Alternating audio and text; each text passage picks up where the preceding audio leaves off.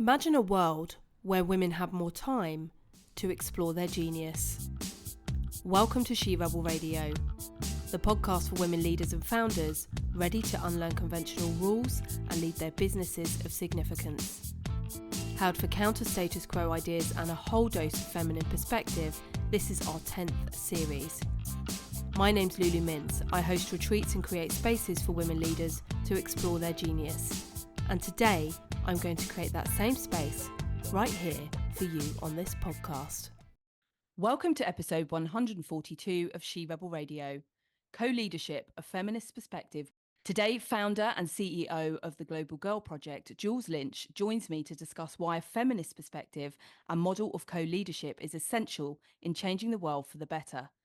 Global Girl Project is a not-for-profit organisation with a unique initiative dedicated to mobilising socially minded girls who live in poverty within the Global South to become leaders for their families, communities, countries and the world.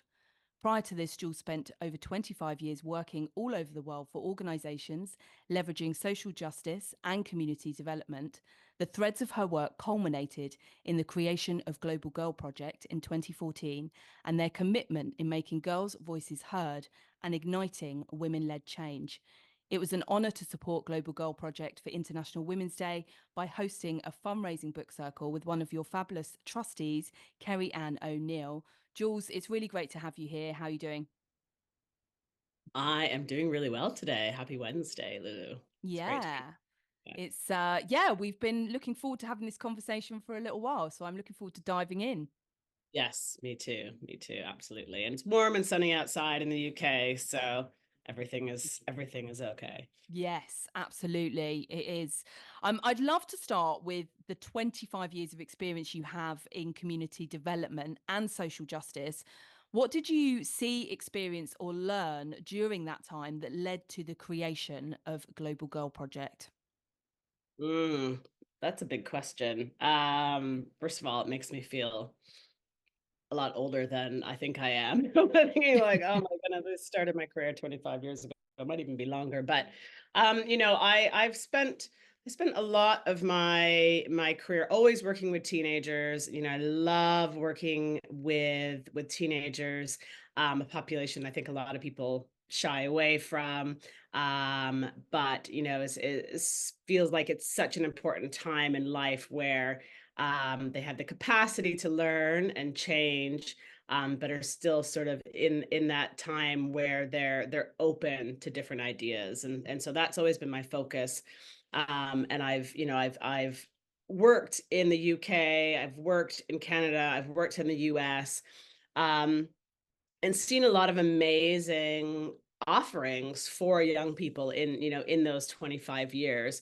Um, and I also had spent a good amount of time in my life outside of work exploring the world, and I sort of use exploring as opposed to traveling because I really felt for me it was a way to experience different ways of being in the world, and spent a lot of time being drawn to different parts of the global South, or the majority world as we now call it, which used to be coined as developing countries many moons ago. But so if I say global South and majority world, that's what I'm talking about.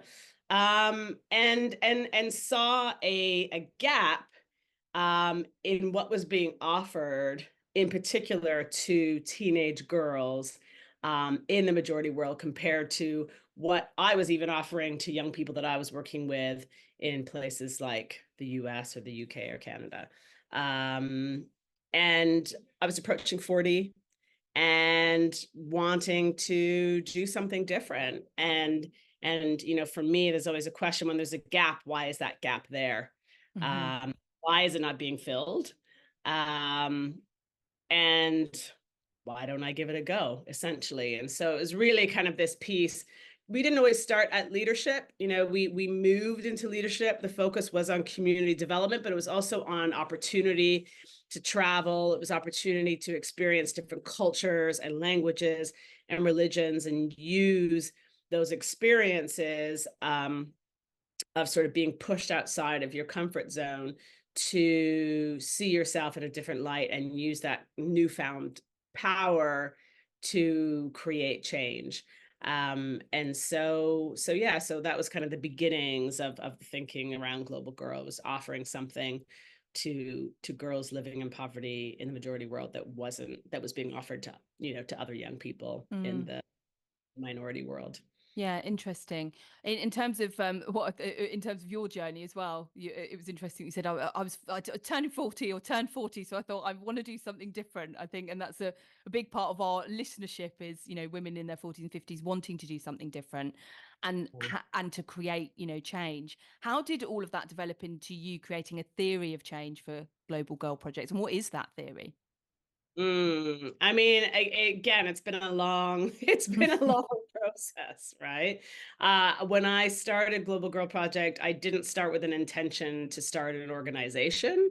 I really just wanted to give something a go. So we started as an exchange program, where I brought girls from different parts of the majority world, originally to the US because I was living there, and then eventually to Nepal, for cultural exchange, um, all focused around community development. It was just me doing it, right? So Mm-hmm. it was just me. I was doing other work at the time, and it took a number of years. It took the pandemic for us to grow into an organization, a full-fledged organization, even though we were registered from the beginning. But I guess it depends on what you define as an organization. And so the theory of change really came, once I had another staff member. So once we hired then program manager, now program director, because I had to communicate what we were doing to other people Yeah. outwardly, which I hadn't really needed to do in that way before, when you're just doing it by yourself. Um, and so it really originated from that. And she had a lot of experience in terms of developing theory of change. And so we worked together to develop that. So really it's the idea that, our girls go through leadership training, um, community development and social action, training and education. They have experiences that are new to them. They connect with the idea that they have a voice. For many of our girls, they nobody's really ever asked them what they want or what they think, and Yeah. so they don't know that they have a voice. And so we do a lot of work with them around voice. What does it sound like? What do you want to say? And how do you use that voice to create change? Um, we do a lot of work with them around community mapping and understanding their community and their place within that community. And then, it's a matter of taking that knowledge and taking that newfound voice and newfound strength and newfound sort of place in community, and then running initiatives, which then is also impacting not just themselves, but their outside community. So their friends, their family, but their community members, which for us is, the idea is that, we're changing the world one girl at a time, but it's that girl who's then going in and making change in her community, which is how we feel change needs to happen, right? Is from within Mm-hmm. community. And that you then have community members who start to see girls and women in a different light. Mm-hmm. Um, and we have a lot of parents who will say things to us like, after seeing my daughter go through the program, I'm going to let her wait till she's 18 to get married. This is a father in India.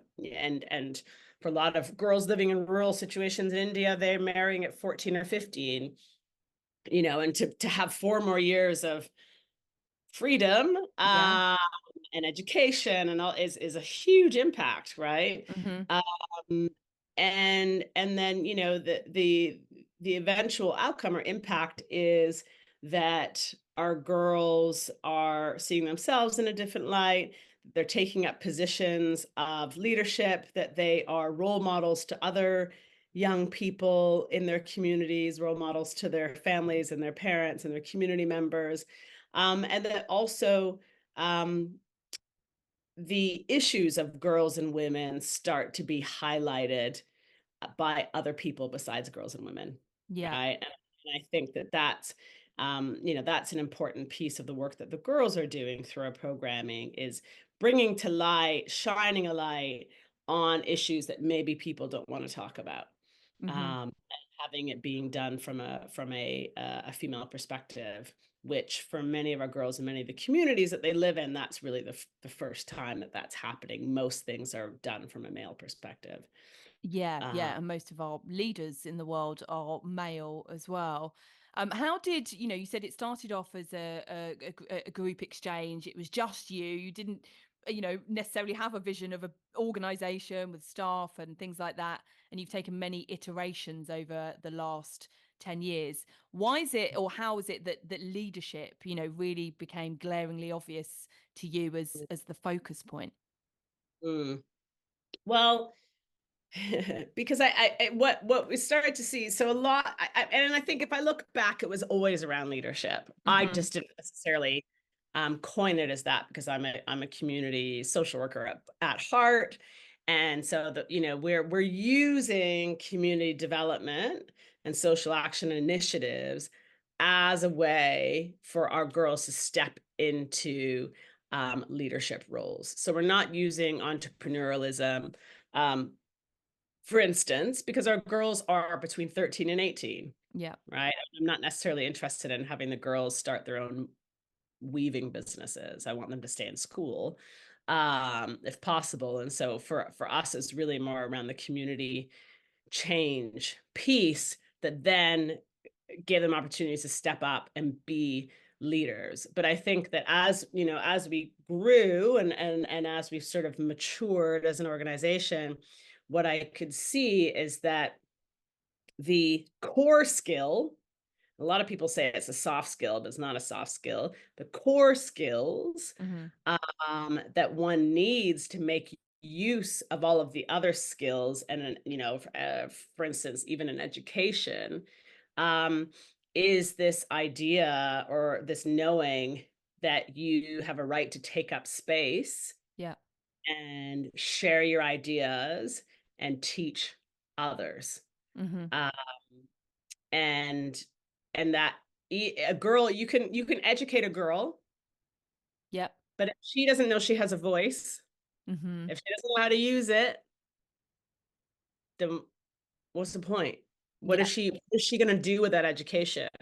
Right? Because she's still going to be expected to fulfill the role of wife and mother. Well, yeah, she's going to have all sorts of amazing ideas that are bubbling away inside, not being able to go anywhere.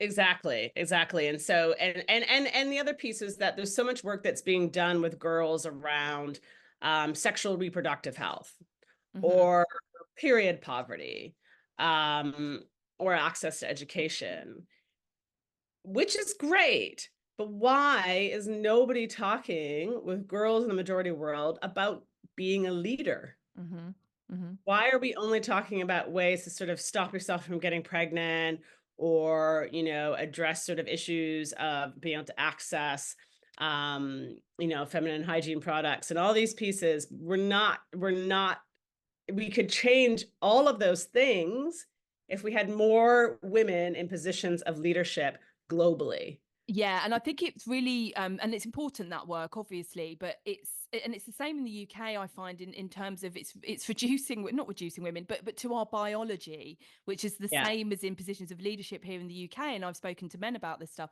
Oh, we've got some great incentives, all about supporting women with children, and it doesn't just mean women with children are the only people that have an issue and blocks with having their voice heard and all of that stuff. And I've said that before. It's reducing us to simply our biology, and if it and it's also saying to women who don't have children, you have equal rights to men, which is not the truth. We know that's not true. Yeah. Yeah. In terms of power dynamics. So And it's and I, also, I think it's also making us look, we're not looking underneath things. So we're looking at sort of, the barriers that women with children face, but we're not looking at why they face those barriers. And if we had more people who identify as women in positions of leadership, yeah. equally, not just a couple, but equally at least, then those other pieces would change. Yeah. You know what I mean? Instead, so it feels like we're doing these sort of Band-Aid solutions for things, but not addressing, the underlying issue as to why women who have children struggle in the workplace is because they're working in a patriarchal capitalist society. Yeah. Yeah. It's not That's why they're designed. struggling with it, right? If we worked from a space of feminist leadership, the issue of women, struggling in the workplace because they have families to take care of wouldn't be a thing. Yeah, yeah, it's still that, isn't it? How can we squeeze women to fit in, and girls to the models that already exist? We're not prepared to change them. How can Yeah, we squeeze, and constrict ourselves and make ourselves small to fit yeah. into those places? And on that note, um, what are the core markers of feminist leadership, and how does co-leadership fit into that? I know that's something that you have been Mm. talking about. Yeah, it's a great question, and I, first of all, I want to say I don't have all the answers at all. We are learning as an organization, which is for me part of one of the pieces of being a feminist leader is understanding that you're always learning, Hmm. and that you need to always question what you're doing, and be open to being questioned by others. So I want to premise it by saying that and say, we are learning as we go. But for us, there's some major pieces in and around working from a space of collaboration. Yeah. Is a huge, huge, huge piece for us. Big piece of that is working in collaboration, sharing resource, sharing ideas, the sharing of power, you know, constantly questioning your own power. Like, where do I have power that maybe I didn't realize I had power? Um, and working really hard to redistribute that power. So we do that with our partners. We work in partnership with organizations throughout the majority world. The way that we form the partnership, all the way to how that partnership works, is constantly sort of questioning and addressing that issue of sort of power and power sharing. Um, you know, as I said, really being open to questioning, inviting feedback, inviting questioning, never assuming that you know everything as an organization or individually. Yeah, I think there's also a big piece for me around this definition of leadership and a leader.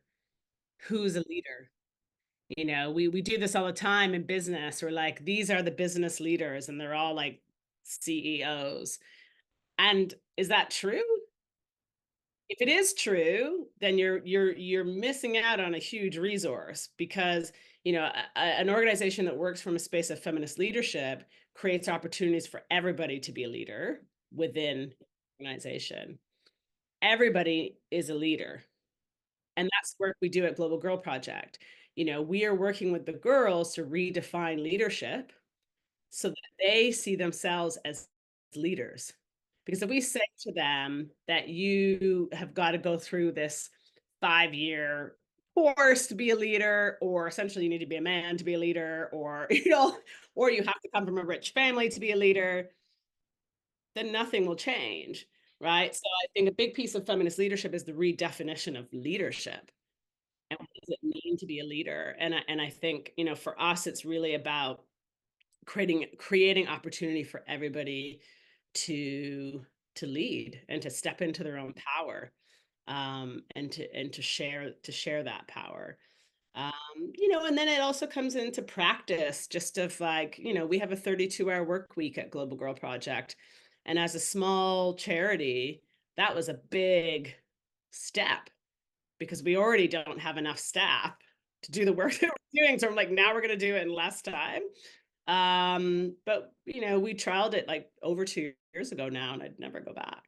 Um, because it's really important that our team come to the table rested, feeling like they have well-rounded lives. When we were emailing, I mentioned Vicky Noble, and you were like, yes, I've, read her stuff 10 years ago. She's got a brilliant book for our listeners called The Double Goddess, which talks about women in ancient power, that we would, and a lot of the symbols, and, we had more power in ancient times, pre-patriarchal times, that there's a lot of symbols that indicate that women shared power. They might have the goddess of war and the goddess of peace. And, that was, yeah, she puts across a really strong argument, and Yeah. evidence of that. Whereas we've been taught, or not taught, in terms of women never had power. Yeah, which is, I mean, when you mentioned Vicky Noble, I think I read her book like 25 years ago, maybe. So, and I'm like perimenopausal right now. I can't remember what I did this morning. So, I don't even remember, but it's like when I also did sort of took a few different courses, like goddess courses and different things like that. And sort of really, yeah, looking at historically, ancient times, the communities, were matriarchal. Mhm. 100% were matriarchal. And that didn't mean that women were just ruling like men are ruling now, right? There was more power sharing. If you look at, historically communities that were matriarchal, if you look at sort of indigenous people in Canada, I'm Canadian, what did we do? We went in and just destroyed, Mm. right? And that was possible because indigenous communities were like, come in, we will share with you, Mhm. right? There's Yeah. more than it's not ours anyways. And then, Europeans went in and said, "Bloop," took it away, Yeah. killed Yeah. everybody. And so absolutely, we're not taught that. And, I think I've done a lot of, yeah, sort of, as I said, a lot of different readings, and there's a lot of pieces around, women's power, being something that is still feared today, but was certainly feared then. And, and sort of, one of the best ways to really deal with power and take that power away is to demonize it, which has happened to women over the centuries, and still happens to this day. And the places that we work, that's still very much the case. We're working in places like India and Haiti and Afghanistan and Iraq, and that's the reality of the lives that the girls are living. Yeah. Um, Yeah. so and it's another way is you're isolating Mhm. women, Mm. right? So that's, if you isolate people, then it's much easier to control them. So that's also a lot of the work that Global Girl does, is we're creating a community, we're creating a network, which is again a feminine principle of community, of connection, of collaboration. What happens when we all come together? And the powers that be benefit from keeping us separate. Is it right that the statistic is only 1% of funding goes to, not-for-profit or charity organizations that solely support women and girls? So I think the stat is 1% of gender equity Mhm. development dollars are given to women-led organizations. Yeah. So Yeah. women-led. So this is the thing. It's not about organizations that work with girls and women. It's Yeah. organizations that are women-led, Mm. right? So what happened, and this is gender equity funding, Yeah. which seems Wow. pretty silly, doesn't it? Yeah. So what that means, what that translates to, is that still a lot of money that's being spent on gender equity is still being given to larger organizations that are run by men, Mhm. Mhm. Mhm. right? And so yeah, that for us is a big challenge. I'm a woman, I'm a queer woman of color. All of our board are women, from different parts of the world, mainly women of color. Our facilitators are all women. Mhm. Um, we work with only girls. So, we're up against it, right? Because the reality is the people with money, Yeah. um, well, it's not necessarily true, but historically the people with money, and therefore the people with power, still tend to be white men, Yeah. Yeah. right? And Yeah. so And that's also a reflection of leadership. Like how many, if you look at charities in the UK, how many of them are run by Black women? Yeah. Yeah. Not many. No. And so it's yeah, there's a lot of different sort of intersectional isms that come into play Hmm. for us at Global Girl.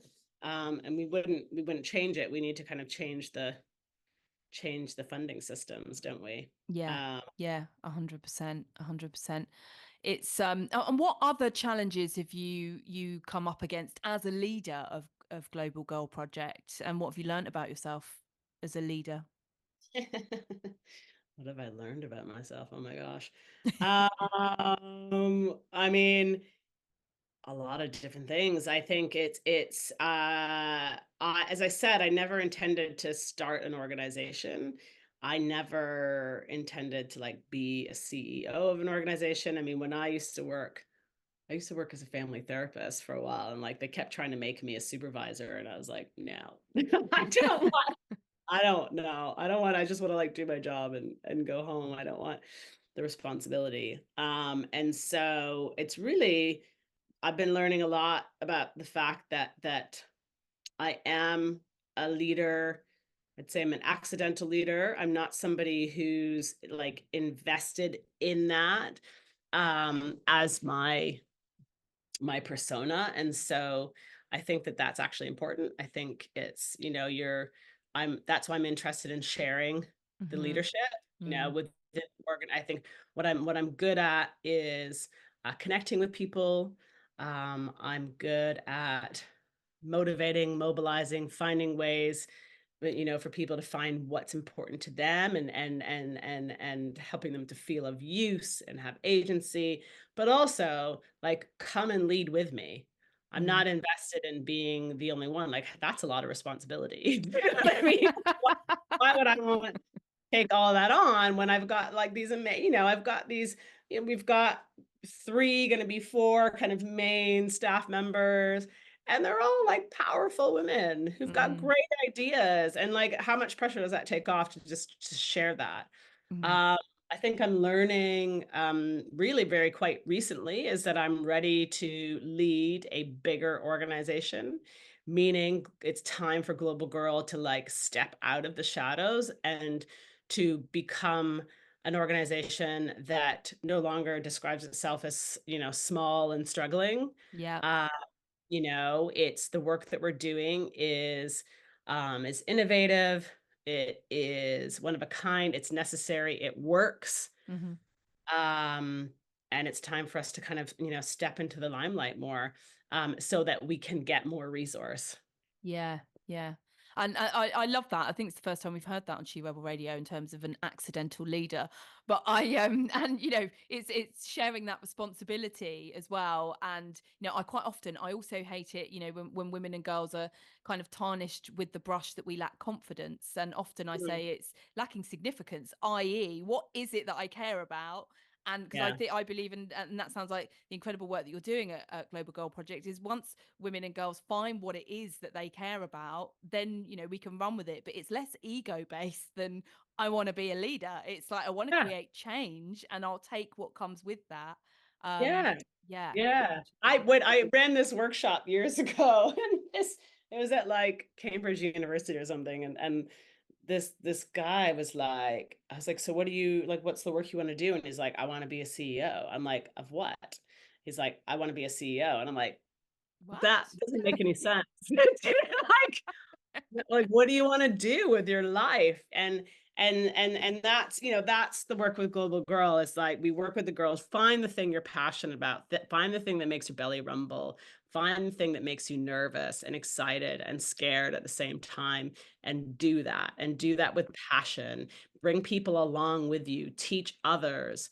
That's the only way we will create changes, the only way that we will live full, intentional, passionate lives that make a difference. And so that's what I'm invested in. And I want to come to the end of my life and be like, wow, that was a ride. Yeah, yeah, And to yeah. back and to see the change that I have been a part of. And I want to I get excited by bringing people into that space of being excited about creating change. Yeah, You yeah. know? And it's saying I want to be a CEO is almost like saying I want to be an influencer. But what do you want to influence? Oh, I don't know. Just something. And I was very much like that in terms of becoming a lawyer. I didn't become a lawyer for the status. I became a lawyer to work in criminal justice, Yeah, and you know, support people. And people still say, "How could you have done that job?" Because, you know, because I represented defendants, you know, people in the police station and stuff. And I was like, I really saw myself as a protection of individuals against the system. I was, you know, I was always pushing for the system to do their job properly. yeah, You know, and people can't really understand that. Which is also when it wasn't working anymore, I was like, I'm not just going to jump to another area of law. Where's my yeah. purpose? I've got to Yeah. have that purpose. So, been amazing to speak to you. What is next for you at Global Girl Project? I know you touched upon it. How can we support you? Where can we find you? And all of that stuff. So, what is next for Global Girl? As I said, we need to provide that sort of that next level of training for our girls. What we see with our girls is that there's like this big gap. People will often say, "Oh, there's all this amazing like girls can apply for like youth-led grant initiatives and all these sorts of things, which are amazing." But the girls that we work with are not there yet. They don't receive the same education Mm. as the boys in their communities, but they also don't receive the same education as the girls that you and I know in places like the UK. And so there's a gap, and we fill that gap to some point with our Global Girl Leadership Initiative, which is the 3-month program. Yeah. But there's a next level where the girls need to kind of take bigger steps as leaders. And so what we want to do is kind of go back to where we started, which was our with our exchange program. The girls used to create their own projects, Mm-hmm. their own longer term initiatives, and then go home and run those initiatives by themselves in their own communities.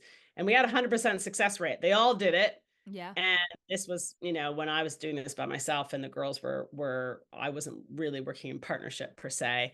And so, the intention for us is to start developing that program. So like a sort of a graduate, it's almost like what are we in the UK? So it's like the girls do a program that's like year 9, 10. Mm-hmm. And so we need to create the like year 11, 12 to get them to that space so that they can be an equal footing with other girls in the global north.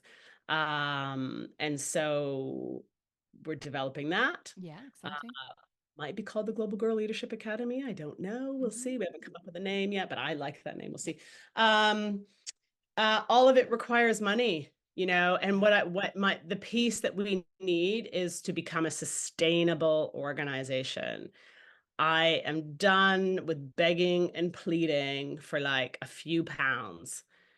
That's not what we need. We need a system. We need businesses, preferably businesses that are run by women Mm-hmm. who want to make a difference, who want to create change. And instead of giving to like Oxfam, eh, reach out and can set up employee giving programs. You could set up annual fundraisers. You could have us come and speak. We need sustainable funding that comes in each year. We need businesses that say, we want to sponsor you for the next 3 years to run your programming in Yeah. India, for Mm-hmm. instance, Mm-hmm. right? Um, so that we can plan. Yeah. We can plan and we can fully support and we can make sure that we can keep our staff and we can make sure they get paid, you know, um, market rate at least, if not more as a feminist organization. And so the piece for us is finding that sustainable funding. Mm-hmm. That means being introduced to more foundations, introduced to more businesses, more networks, so that we can, because this programming is needed, but again, we need funding for it. Yeah. And we need kind of more staff to be able to run it. We're already a very lean organization. We all work remotely. We don't have big overheads. We're not setting ourselves up in each country. We work in partnership with organizations that already exist. And so what we need is isn't too much. And so Yeah. for us, that's the developing of that new program for graduates. And then alongside that, obviously what's needed is more sustainable money, Yeah.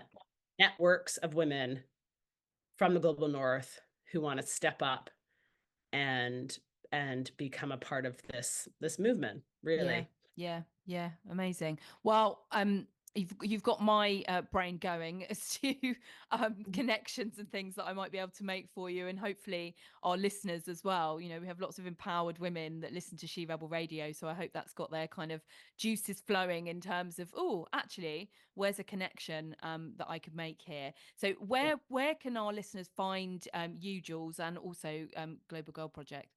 Yeah, so you can find us all over the place. So our website, I'm sure you'll share, www.globalgirlproject.org. We are on LinkedIn. I'm on LinkedIn as Jules Lynch, but Global Girl Project is also on LinkedIn. Global Girls on Instagram, Facebook, and we're on Twitter, but we don't really use it. I don't know what any of the other platforms are, but we're not on TikTok. So we're everywhere. You can find us. Please, email us, reach out. You can also look at becoming a monthly donor. It is our only reoccurring funding. So we do have a regular donor program, very easy for you to set up a monthly donation. Could be £5, could be £100, whatever you want, really. That makes an enormous difference. And I know people are struggling, and the charity landscape in terms of funding is quite grim right now. And so to stop more charities from closing their doors, we do need kind of people to step up and support the mobilization of things that they're passionate about. Yeah, and I think particularly, in the political landscape that we all facing across the Yeah. world, people are feeling, and a lot of this series is about that empowerment and how we can empower ourselves is to, kind of vote or put your money where your mouth is of something you do believe in. Yeah, absolutely. We have to take action. We can't wait around for those in power, whoever in the UK we vote in. I'm not convinced anybody's going to be that much better, but this is happening globally. The places that we work, there's backlash is happening against the progress that's been made in terms of gender equity.